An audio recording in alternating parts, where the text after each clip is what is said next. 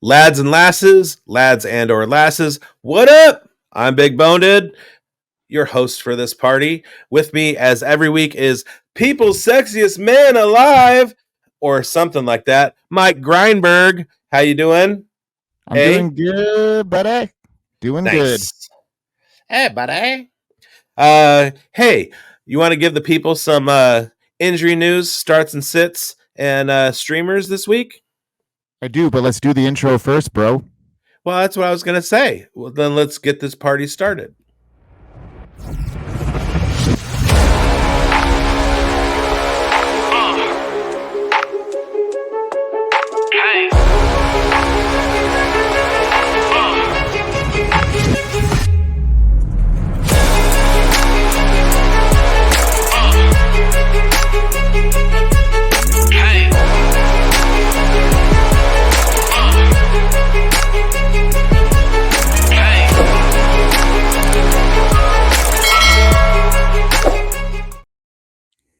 Live and on tape or whatever and in the ether, it is himself, meself, Big Boned FFB. Please remember to like this video, comment in the comment section. We'll even comment back. Share it with all of your friends on all of your socials, and hit that bell so the next time we get dropped, you get a notification.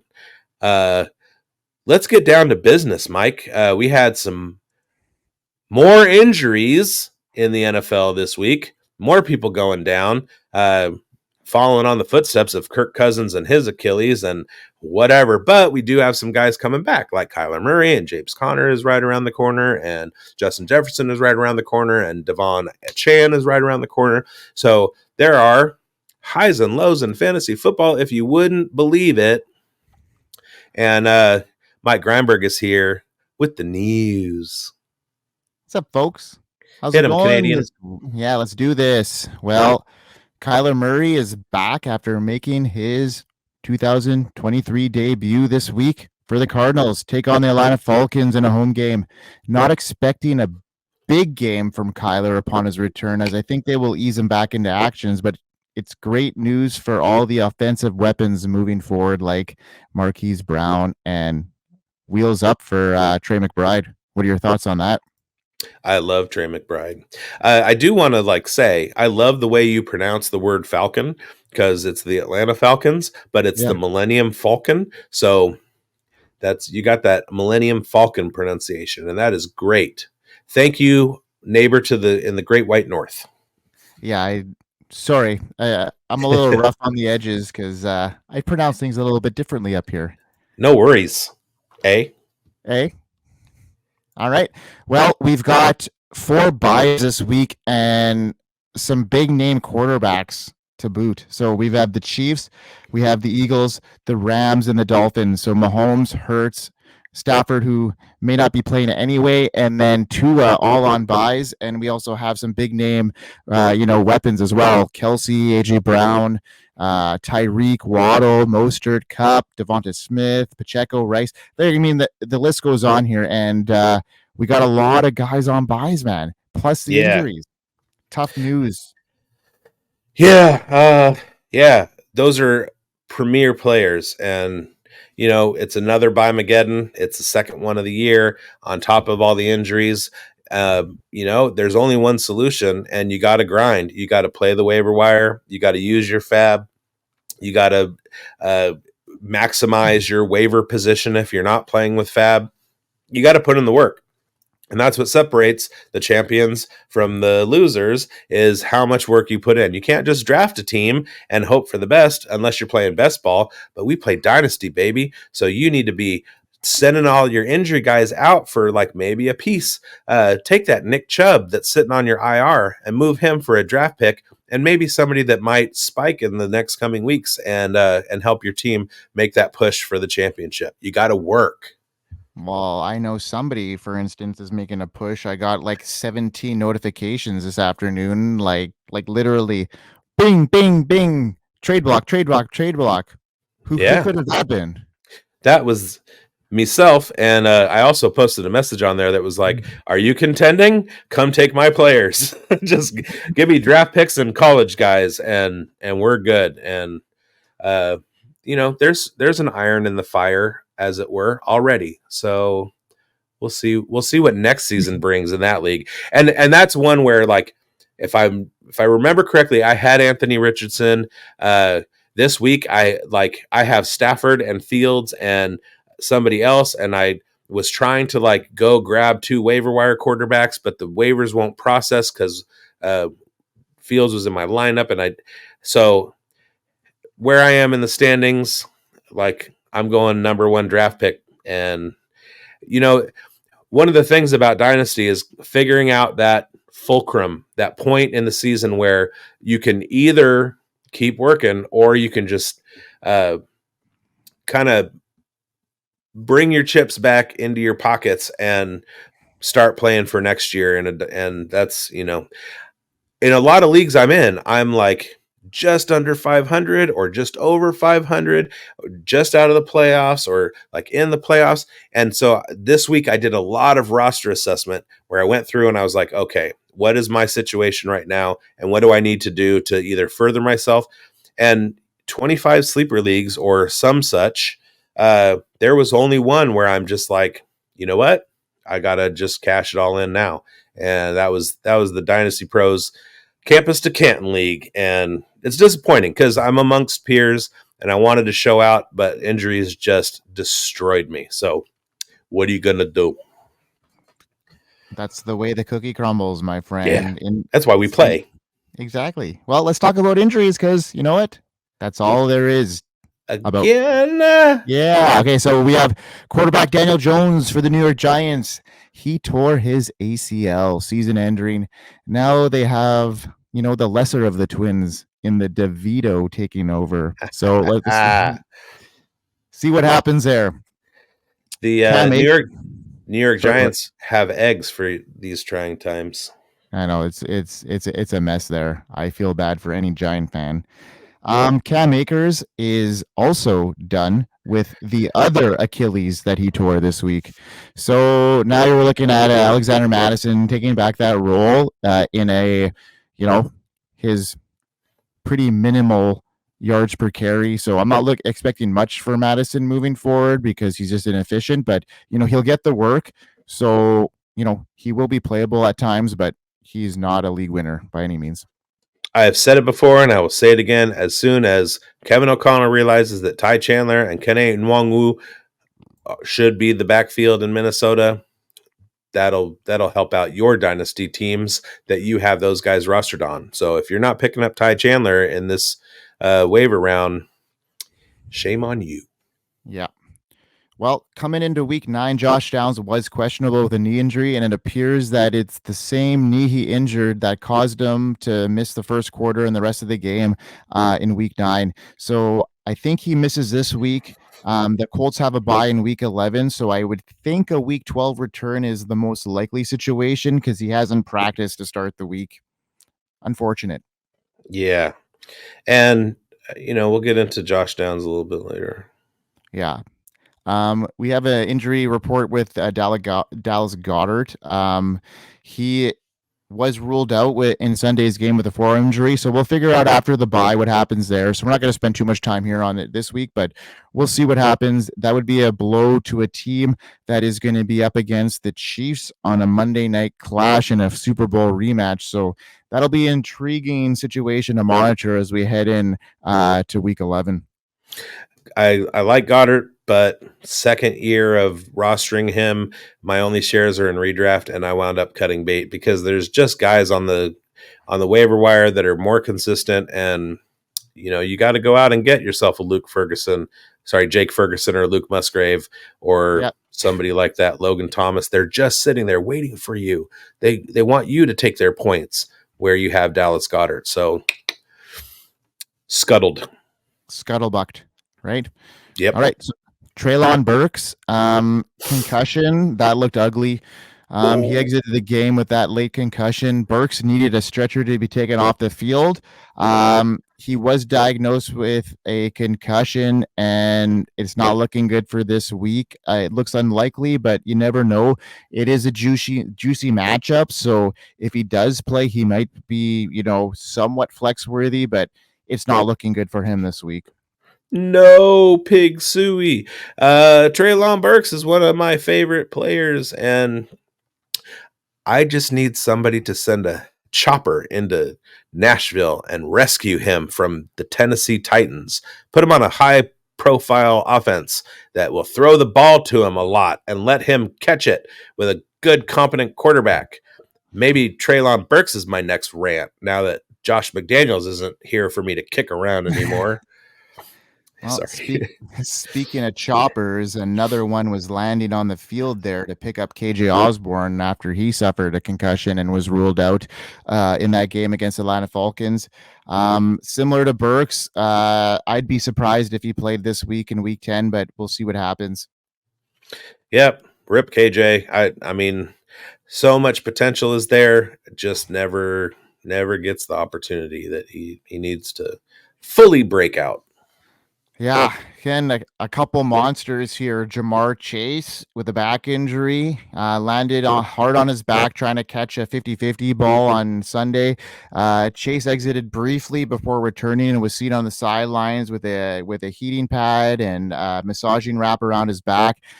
Looks like because of the Higgins news, he is pushing to play because Higgins yesterday actually popped up on the injury report with a hamstring injury, and it was reported late today that he is not going to play. So bad situation for Bengals team that is going up against a super red hot CJ Stroud and the Houston Texans, and that game was looking like a fire game with all those, but now these injuries are piling up because now we got Dameon Pierce again. He has not taken a practice yet. And also now Nico Collins with a calf injury has not practiced to start the week. Not a good sign for these availabilities heading into a big game for both teams. And, both teams are playing really, really good football heading into this matchup. So what's your thoughts on this one going into the weekend? Injuries are just absolutely killing me. Tyler Boyd's season. Hang on tight to that Tank Dell share that you got on your roster. Maybe go out and get that other guy on the Texans. Noah Brown. Yeah, that I didn't think that I would be talking about until just right now. So I didn't have the name on the top of my head. But yeah, like I just said, you got to work. Go get them. Yeah, it might be a sneaky tight end sleeper for the Bengals there. Maybe an Irv Smith game. You never know. Like if Chase is banged up as bad as I hear he is, like he may be just a decoy. Higgins isn't playing. Boyd's going to get leaned on. Maybe get the double coverage there. There is no tight end 1 in Cincinnati. There is just tight end 3A, 3B, and 3C. So stay away from that situation altogether. Yeah, it won't bring you happiness. It just sucks because now you're looking at a game that was looking like a monster game now with 4 key injuries there, really bringing down the optimism in that one. Yeah, I mean, go ahead and throw Devin Singletary out there again if you'd like. And positive game script for the Bengals, and it's a Joe Mixon day. Jamar Chase is going to do what Jamar Chase do. And like I said, Tyler Boyd should show out. Maybe we'll have some sightings of some other Bengals receivers that they still want to be hitting the 4 wide receiver sets like Andre Yosevich and guys like that. So, there's still options out there because high-powered offenses need high-volume targets, and there are a few in Cincinnati and in Houston. I agree. All right, now let's get into some of the older injuries that, might bring signs of better things to come. So David Montgomery with his rib injury, he has practiced to start the week, and it looks like he will be ready to go this week. I doubt that Gibbs will be reverted back to his role prior to the Monty injury, Gibbs has been released from the bottle, and I'm looking for more of an even split moving forward. Both will be fantasy relevant starters moving forward. What a great situation the Lions are in right now. Mm-hmm. Being 2 games up in that division, getting healthy after that bye. Amon Ra is getting healthy. Monty is going to be back in the game, and Gibbs showed out big time in those 2 games. So, geez, I even think that they might even get Jameson Williams more involved too. So, this bye week couldn't have came at a better time for the Lions, and they're in a position in a dome headed down the stretch. They could make a big splash in this NFC. Don't forget Sam Laporta, Oh, and don't sleep on Donovan Peoples-Jones. yeah, like a late acquisition there. There's a lot of optimism in Detroit, and I can see big things happening down the stretch. Yeah, second half, big second half for Jared Goff incoming. I am all in on the Lions right now. And Dan Campbell said that the trajectory for Jameer was to get where he's at now, with or without David Montgomery. So, how much you want to believe coach speak? Let's watch Jameer Gibbs cook the way he's been doing. You know what? I tend to agree with exactly what Dan Campbell says because he's a straight shooter. He has been known to say exactly what he says and then do that right on the field. And he did that with the Montgomery prediction earlier this season. He was telling us that he was going to be his workhorse, and then the next week he was his workhorse. So if he's telling us that Jameer Gibbs is going to be back in action and become a feature role, then I'm going to believe that. And wheels up, because I had a lot of Jameer Gibbs shares. So Important yeah, ones for me. Not a lot, but they're very important. And yeah, Mike Lindbergh, are you telling me that Dan Campbell is no Sean Payton? he's no Sean Okay. Payton. All right, so we got another one that is great news. Justin Jefferson and his hamstring. He has been elevated to practice, but he told reporters today that he would not play until he is 100%. So hopefully that day is soon, because the Vikings are in deep right now. They are in the wild card race. They have a spot secured. Like, honestly, I can see Jefferson playing as soon as this week because of that fact. Why would they leave him out if they are in contention there in a game they need him? With that, watch the news. Be prepared. Wake up Sunday morning early. We got a 6:30 game going on that I don't think a lot of people are going to be watching, but lineups will lock on that game. I say the time, it's 9:30 my time, or is 6:30 my time, 9:30 East Coast for the Germany game, and then we get the morning slate, the regular morning slate, and then the 1 o'clock slate. So keep checking your lineups as we're going into each slate, and look for that Justin Jefferson news, or maybe follow us on Twitter, and we'll keep you updated. We will. Okay, man. Now another one. James Conner. He was designated to return from IR yesterday. He practiced in limited, so I'm expecting Connor to play this week. How about you? Not going back into my fishbowl lineup for the week, but next week it's wheels up. I need him. What would you I do?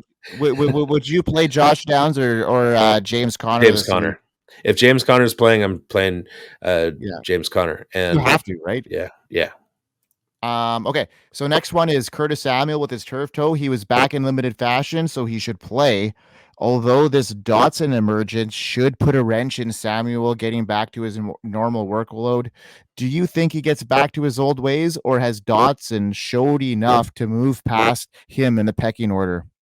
It depends on if you think that target share is linear.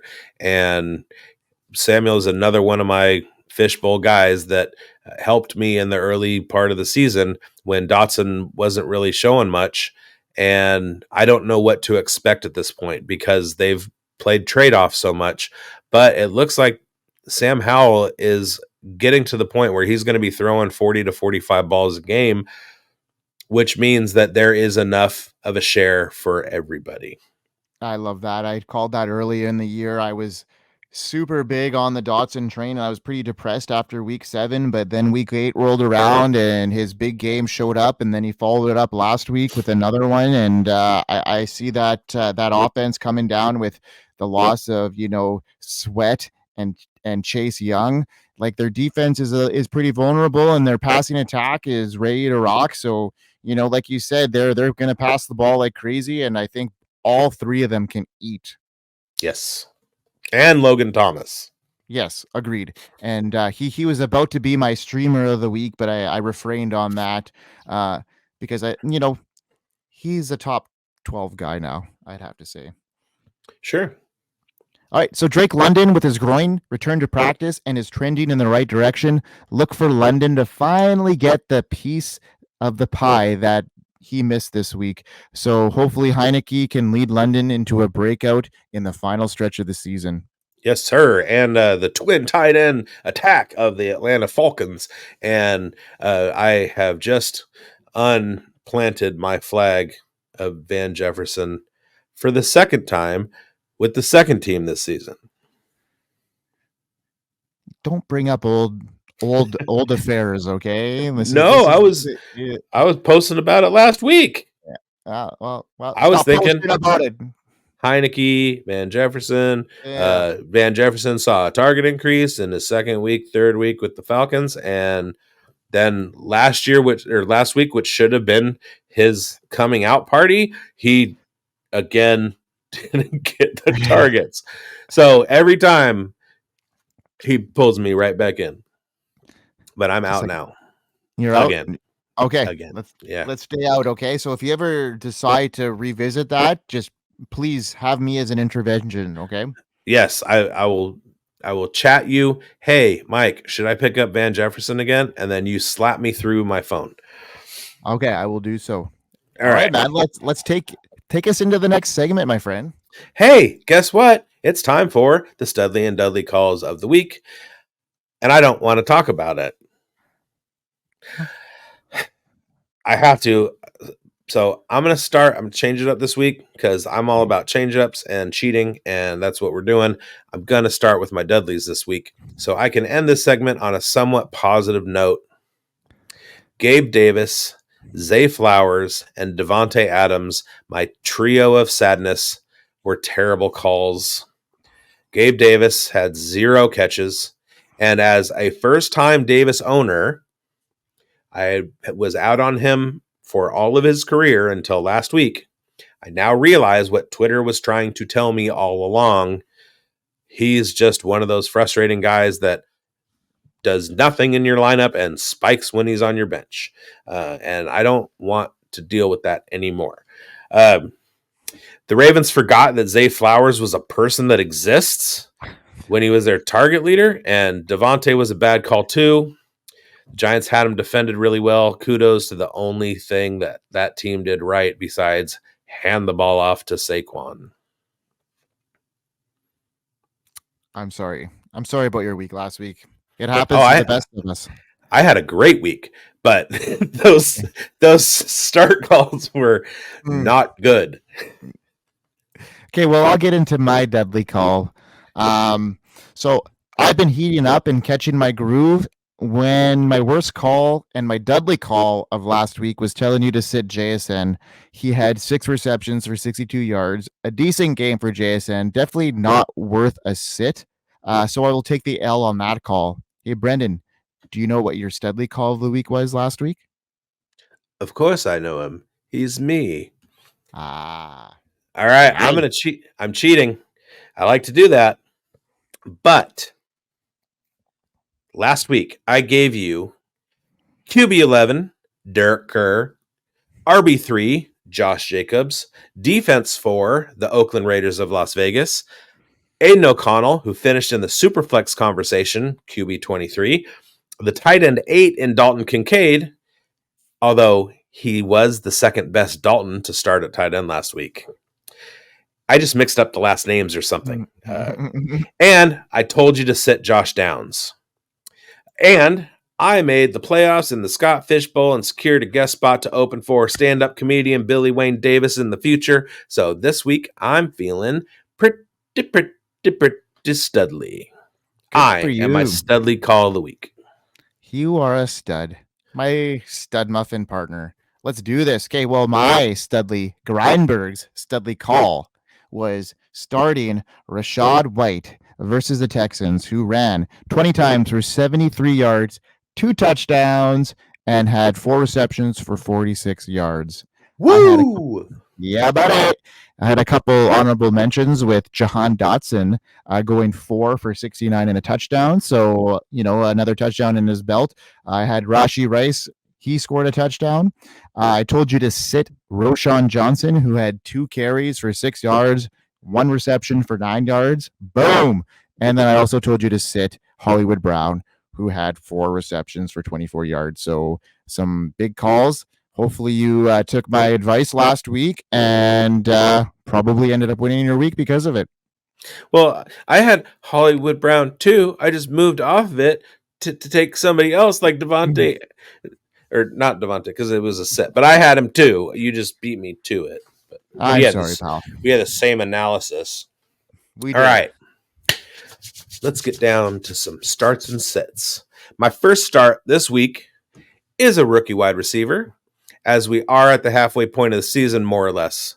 This is when rookie talent starts to take off.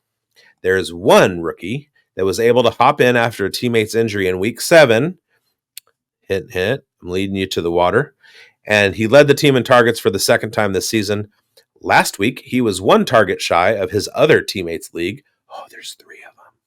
And he's second on the team in both targets and receptions. Not bad for a rookie in an offense with 2 veteran dogs. This week, he faces the defense that gives up the second most passing yards per game, while sitting at 4th best against the run. Vegas has this team's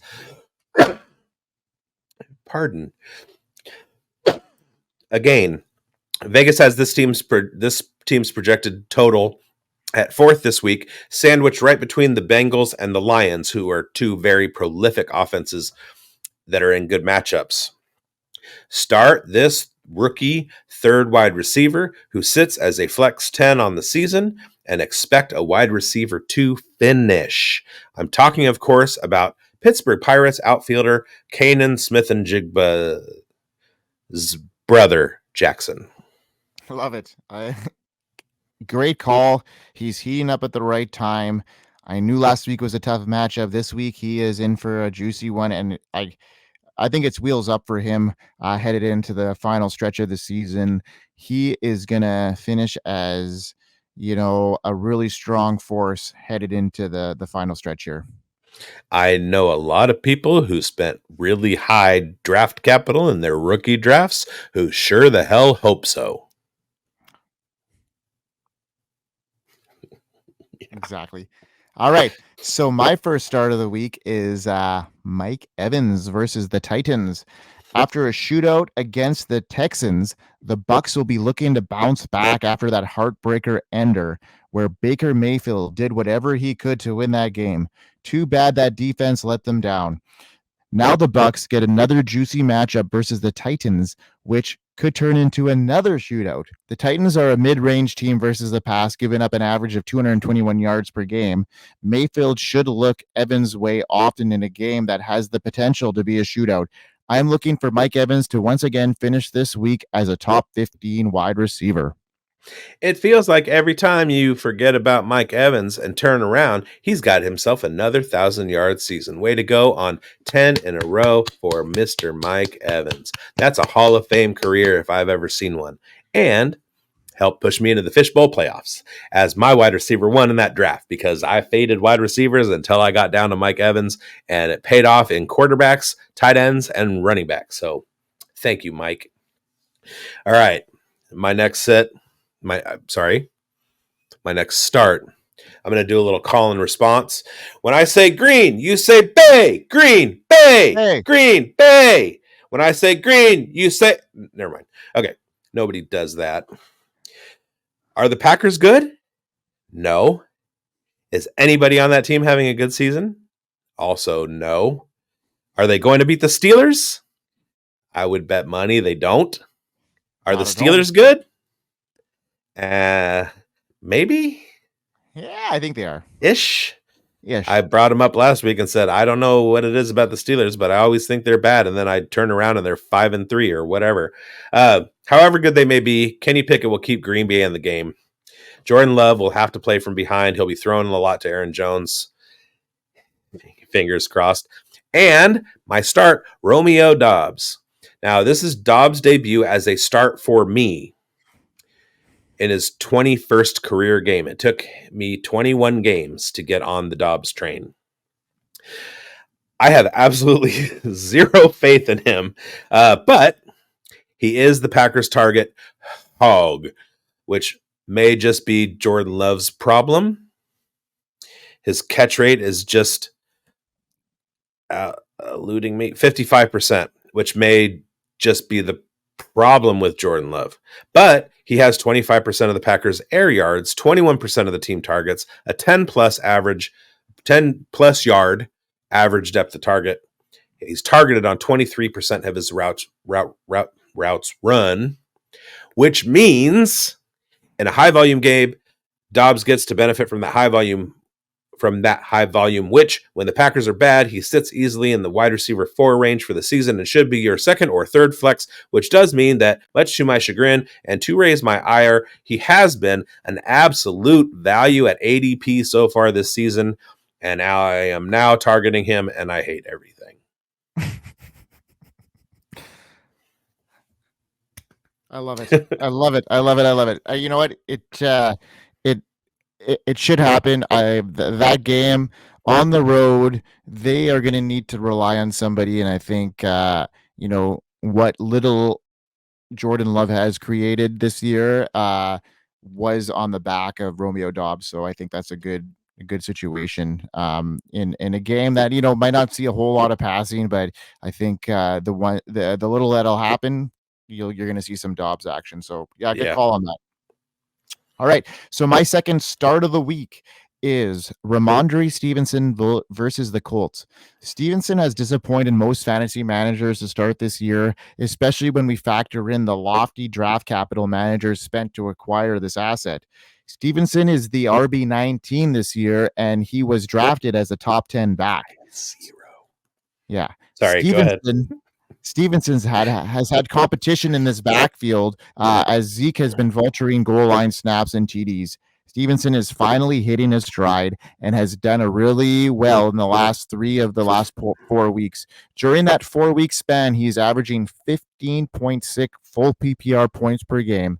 Last week was Stevenson's best game, where he rushed 9 times for 87 yards and a touchdown and caught 4 passes for 42 yards through the air. That was against the 20th ranked defense versus the run in the Commanders. This week, they get the 24th ranked defense versus the rush in the Colts, and the Pats are at home and will look to play their boring Patriot football. Stevenson should have another great game in this one. Oh, you're talking about the Patriots. I fell asleep. No, I had a feeling that I wanted to throw Zeke into my starts this week, and then I dove deep, and he has not been getting the volume that I somehow thought he was, because Ramondre's not letting any of that go, or they're just not giving it to Zeke. So I backed off of that real quick, and Ramondre. Let's do it. Okay. My next start is Captain James Cook. You want him. You need him. You probably drafted him as your RB2 in the 5th or 6th round, and he's only justified that draft position in 4 of the 9 games he's played this season. That's not great. While the Bills did just sign Uncle Lenny, the hammy god, did you see those hamstrings? Large. Cook will have a bounce back game against the Broncos if the game script turns into catch up mode for Josh Allen and Patrick Devontae's son, Surtain, as in Stephon Diggs. Sorry. If Patrick Devontae's son, Surtain, is in Stephon Diggs' pockets all game, Allen should be checking down the ball a lot too. James Cook, who is a very capable pass catcher. If Buffalo plays from ahead in an effort to lose the game late, Cook in his 4.69 yards per carry should be able to control the game. I do love the Tay train, Latavius Murray, but he's an old man, and he goes all the way back to the Oakland Raiders. That's ancient history. Cook has made his nut this season in spike games in good matchups, and this is another one. The Broncos have given up the most rushing yards per game versus the average, and they're not showstoppers against the pass either. Start Cook with impunity, and that is Big Boned's Big Balls Call of the Week. I love it when you come with authority there. I nailed it, and I didn't forget it. Yeah, man, that was awesome. That was you're 1 for 10 now, so we're good to go. All right, so I just need to give a shout out to my homeboy who is turning 10 years old. Tomorrow is my boy Mason. Mason, what up, Mace? I love you, buddy. Just a shout out to him because he knows more about football than I do, so he should be running this podcast. One day he will be. But I love you, buddy. I hope you have a great birthday, man. And that my next segment here is D-Hop is my next start. So with Will Levis has been named the starter to end the year. So last week the Titans were in a tough matchup on a short week where they had to enter one of the toughest places to play in Pittsburgh. So now they get the Buccaneers, who aren't the Steelers, and I think Will Levis will continue his hot start and target his best weapon in D-Hop. Like I said in the Mike Evans section, I think this game has the potential to be a shootout, and I want guys on both sides of the field in this one. So start D-Hop this week. He should easily finish as a top 24 wide receiver. Let's hope. And I have a couple guys that I'm going to talk about who maybe listen to Mike and start D-Hop instead. My first sits, Zay Bay and Gus Bus. This isn't really about those two guys, though. It's more about fading everybody. Do you want to play against this season's Browns defense? Pick a position. Do you want to block against that D-line? Do you want to run routes against the second best pass defense in the NFL, according to average pass yards per game? Do you want to run the ball against the third best run defense by that same metric? No. But Zebe, Gus Bus, and the lads have to. They don't have a choice. It's their job. They're getting paid for it. You're starting Lamar because you have to, and I'm starting Lamar because I have to. But you don't have to start anybody else. Somebody in that Balmer offense has to be the points leader, not named Lamar or Mark. And while I'm praying it's not Keaton Mitchell sitting on my bench, I will find another player to count on not named Gus or Zay or Rashad or Odell or Justice or Devin or Nelson or Patrick or Isaiah or Charlie. Vegas has the Baltimore point total at 22, and I don't know how. They project the highest combined pace of the week in this game, the Browns versus the Ravens. That makes sense if pace equals punt yards. The point spread, they say, is Baltimore by 6, but I feel like that's the over-under in this game. I'm sitting the Ravens this week, except for Lamar and Andrews, of course. And I'll be revisiting this one in Dudley's next week, so come back for that. And that is your Big Boned's Tiny Brain Call of the Week. I don't think it's too far off. Keaton Mitchell actually came up on the injury report today too that I didn't mention. So looking like Gus and Justice Hill are the two that are going to be leading that backfield in this really tough matchup. Like both sides of the ball, I'm not sure I want any piece of it because this game is going to be very, very tight, low scoring, clock management style type game. Can you picture how good our teams are going to be when Rashawn Johnson, Kendre Miller, and Keaton Mitchell are all the starting running backs on their teams? Love it. We're going to be scary, bro. No kidding. All right. So my First sit of the week is Alexander Madison versus the Saints. I know. He is coming off one of the best games of the season in which he ran 16 times for only 44 yards. However, he did do all of his damage in the air. He had 2 catches for 49 yards and a touchdown. In addition, Akers went down with a torn Achilles, opening up that backfield once again for Madison to seize the day. So, Greinberg, why are you sitting Madison again this week? Well, Madison has not been that great of a runner to start the year, averaging 3.6 yards per carry, below his average of the last 2 seasons. Madison is now up against a tough run defense in the Saints. Madison should get his normal workload in this one, but I'm not expecting it to be efficient work.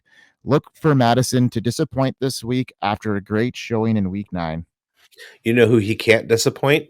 People who don't own him. I went on record before the season saying, don't expect him to be good because efficiency metrics say that he's not good.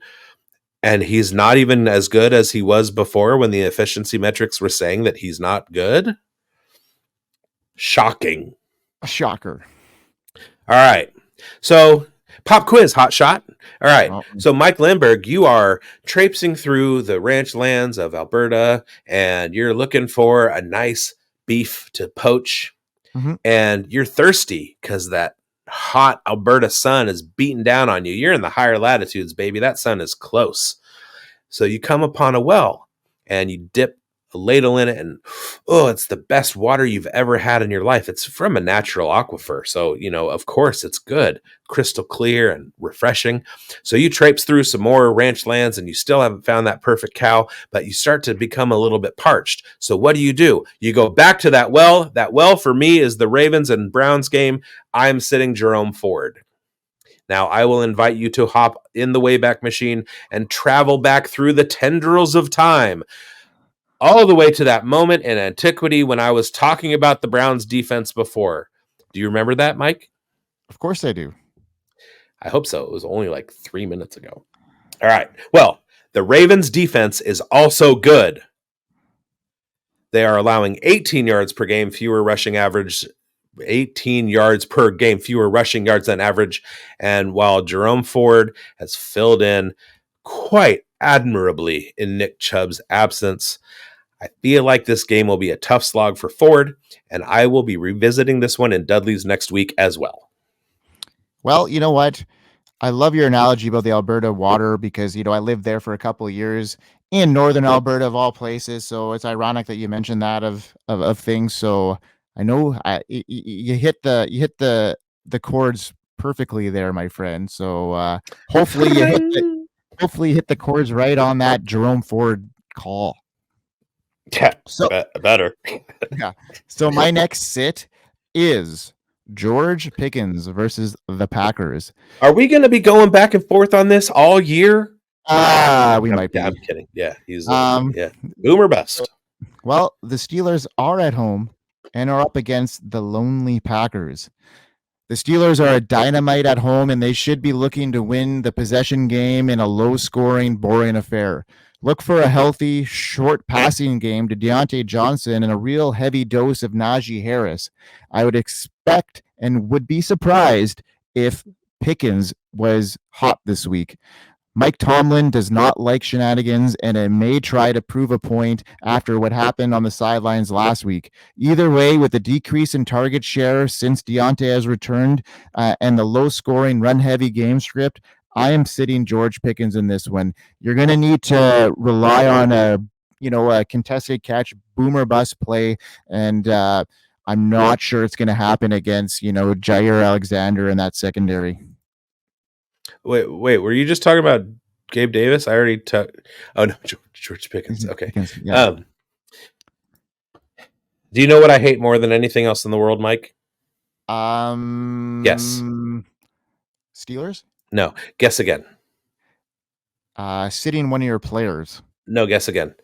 I'll give you a hint. It's golf. Oh. You know what I hate second most? What? Drivers in the fast lane driving slower than the cars in the other lanes. Yeah. You know what's third? No. fading my Raiders in fantasy. Yeah, fair. I always want to have hope, but you knew that one. You know that I hate that. So the regular viewers know it too. It just makes me sad, which is why I'm sad to say I'm sitting Davante Adams this week. I'm going to repeat that.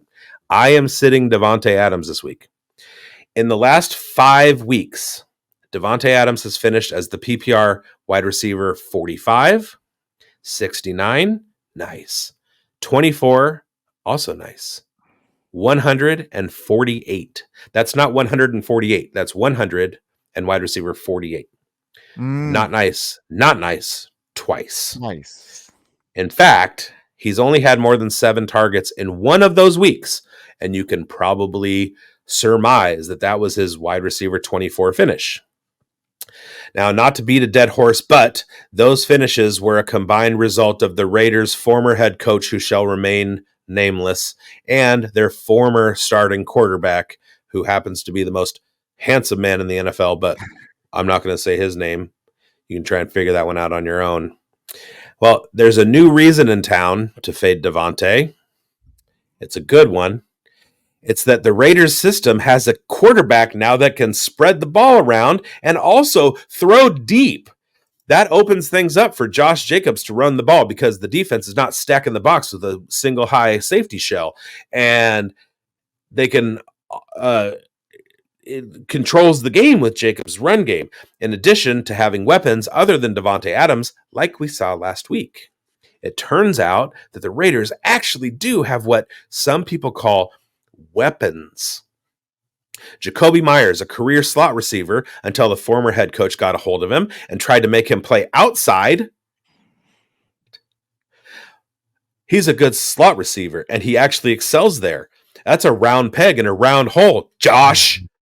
Hunter Renfrow looks like he's about to return to Hunter Renfrow status. Third and Renfrow, baby, was the call from the Oakland Coliseum stands. Even though I sat in the last row up at the top, they were the best seats in the house, $25 a pop. We had 4. Come on. Josh. Josh. You might recall me talking about that, the pre-old new regime. He was PPR wide receiver 11 in 2021. Then he got hurt last year, and then this year's regime, whatever. Trey Tucker is also a legit deep threat. So while I hate that we're going to see Davante draped in sauce, Josh. No, but you get that, the draped in sauce? Yeah. Gardner. Garner. With safety bracketing him.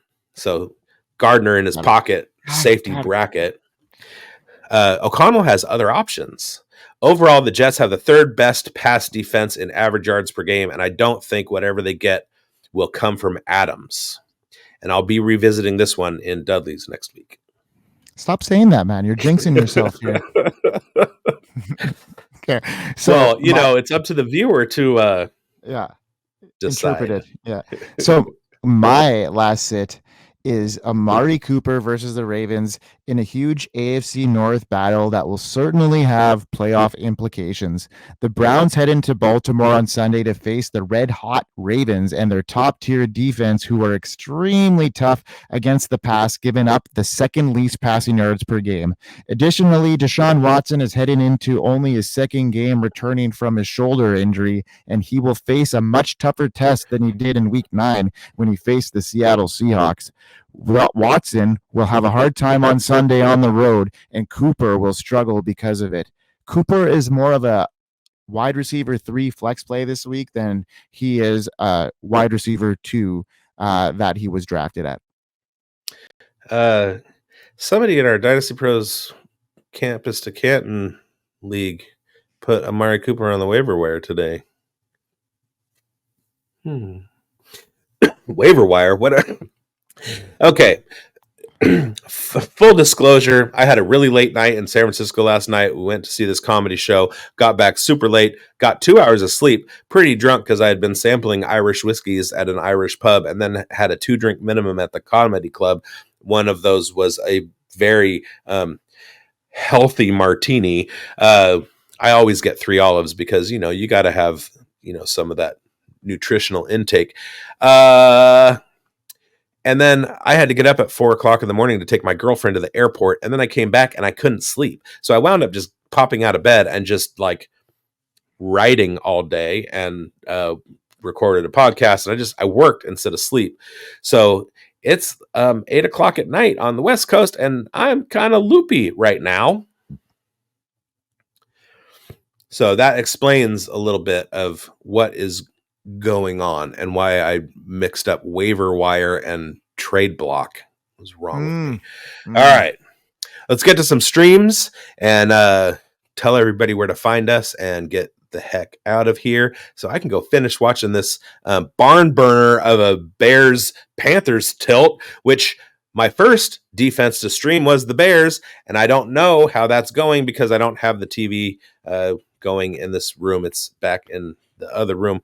But I had to switch that because right before we came on, I was watching the game and I went, wait a minute, I had the Bears and they're playing now. Nobody's going to care about this on Saturday or whenever this drops. So my defense to stream this week is the Indianapolis Colts. I want to see Jim Irsay dance again. I want to see him not let Shane Steichen's hand go again because that shit was funny. Indy sits right outside of the top 12 in defense special teams, so they should be available in your league. The Patriots give up the fourth most points to fantasy football defenses. Fourth. I can't take the Raiders because somebody else already did. I can't take the Bears.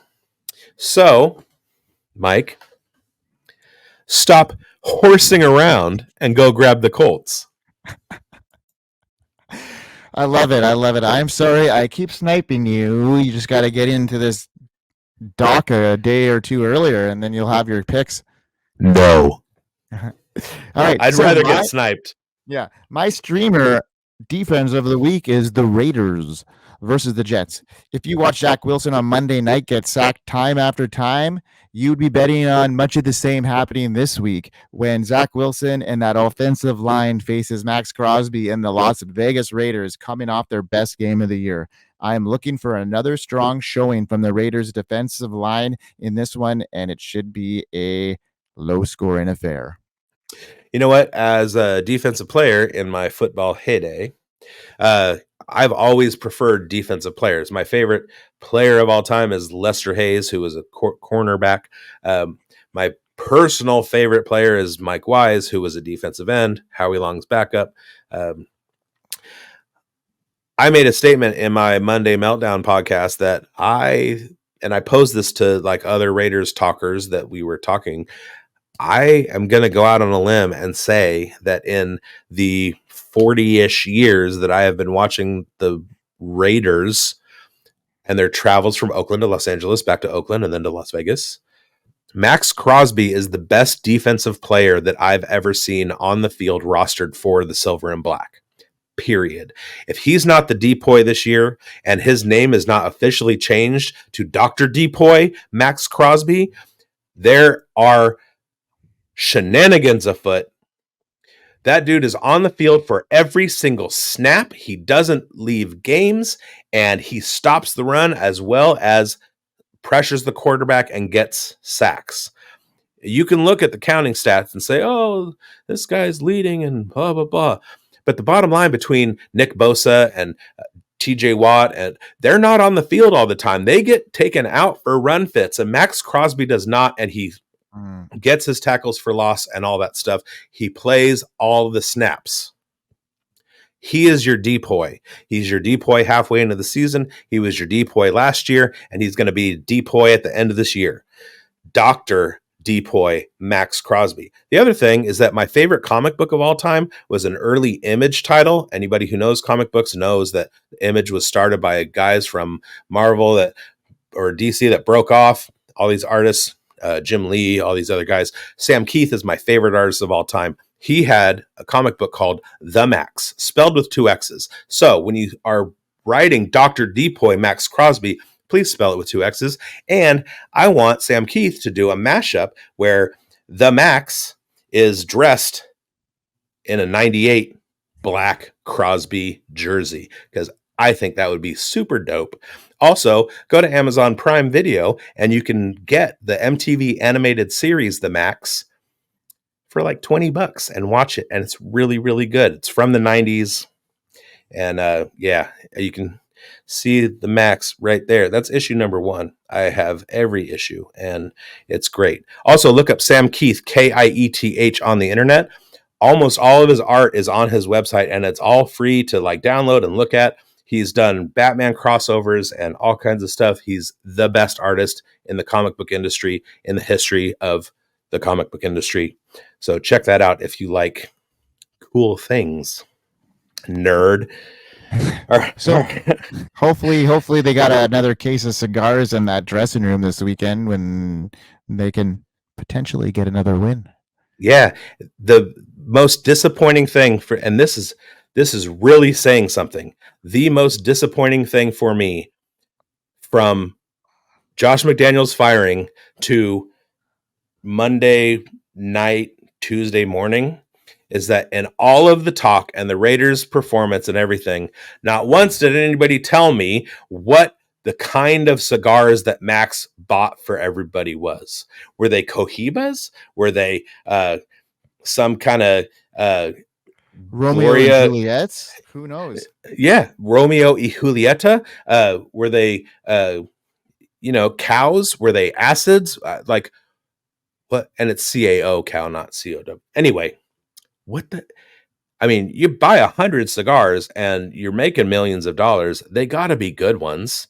Like Arturo Fuentes. Like, come on, Max. What were those cigars? Anyway, we'll have to find out on the insider notes. Yeah. Can you tell I'm a little bit sleep deprived and spent my day on sweet tea and Red Bulls? Okay, let's wrap this up. My streaming tight end this week is Hunter Henry. Woo! Big Suey! Razorbacks! Indy's defense allows plus yardage against the pass and the run. So not only am I starting to read my notes screwy. Okay. I had something in there about Zeke because I remember I was going to write something about Zeke. So Zeke is in my best ball league, and I want him in there for his bowling ball upside. But I'm streaming Hunter Henry where I haven't settled on a tight end yet this season. Most of my teams, as I have been streaming through the first 9 weeks of the season, I have acquired myself some Jake Ferguson and some Luke Musgrave and some Logan Thomas, and they've kind of like found their way to stay on my roster. Where I have not had those opportunities, I'm grabbing Hunter Henry this week. Love it. And my last streamer of the week for tight end is Taysom Hill once again. Let it ride. The Saints figured out in order to be successful on offense, they need to get Taysom the ball. Look for it to happen again versus the Vikings this week.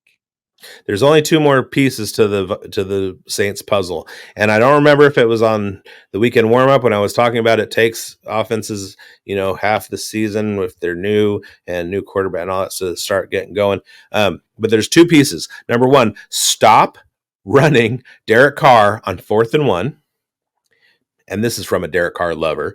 And 2, target Rashid Shaheed more. I have the need for Shaheed. Okay. Yeah. All right, man. Well, that about does it for another week of the weekend warm-up. Thanks again, everyone, for joining us. You can find us always on the Dynasty Pros Football Network. Thanks to everyone for the support. The show is growing and growing, and we appreciate all of the support. Please continue to like, share, subscribe, hit the bell. You know what to do. It means the world to us. Brendan, do you want to remind everyone where they can find you and all your content? The heck I do, Mike. Of course. I'm on Twitter at BigBonedFFB, YouTube at BigBonedFFB. Check out my podcast, The Fantasy Burn. I'm up to like 16 episodes at this point. I got the Monday Meltdown, which is a live stream through Monday Night Football, and I got the Fantasy Burn, which is kind of an interview thing. My last guest was DLF analyst Peter Howard at PA Howdy on Twitter. He is phenomenal, and he was a really good guest. We talked about like ancient history and Troy and the Etruscans and how that led him into loving fantasy football, and it was pretty cool. My Substack, you guessed it, Big Boned FFB, and of course, dynastyprosfootball.com/author Big Boned. That's where you'll find me. Awesome. And then you can find me on Twitter or X at FFCanuck99. All of my written content at dynastypros.com. And I am the Kansas City Chiefs creator for High Point Creator Network. So you'll be able to find more of my stuff there as we tweet things out. So what a great week. Looking forward to seeing how things played out. I hope everyone dominates this week. Enjoy the weekend, everyone. Yeah, I hope you win. And Mike, congratulations on that People Magazine Sexiest Man of the Year nomination that somebody said that like you got. So that's pretty good. You and Jason Kelsey. Who knew? All right. Happy birthday, Mason. I love you, bro. Happy birthday, Mason, or Mace, as I like to call my nephew, who's also named Mason. I hope you win, guys.